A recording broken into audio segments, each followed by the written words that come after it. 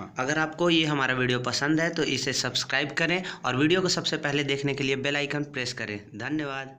आज हम डिस्कस करने जा रहे हैं डिफरेंट फॉर्म्स ऑफ रेस्पिरेशन। ठीक है, different disorders related to respiration.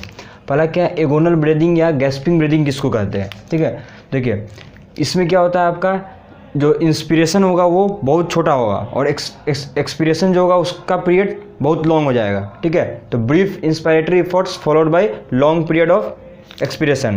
ठीक है, तो इसका टाइम क्या हो गया, बढ़ गया, और इंस्पिरेशन का टाइम क्या होगा, कम हो जाएगा।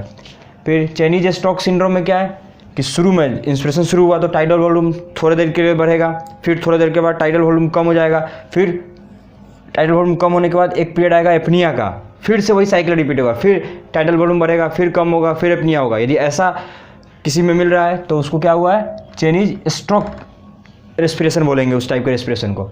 फिर एटैक्सिक रेस्पिरेशन, इसमें क्या होता है, जो इंस्पायरेशन है वो बहुत इरेगुलर होगा और बीच में एक लंबा लंबा पीरियड आएगा एपनिया का। ठीक है, थोड़ा सा इंस्पायरेशन होगा, फिर लॉन्ग पीरियड ऑफ एपनिया आएगा। ठीक है, तो तीनों डिसऑर्डर है रेस्पिरेशन।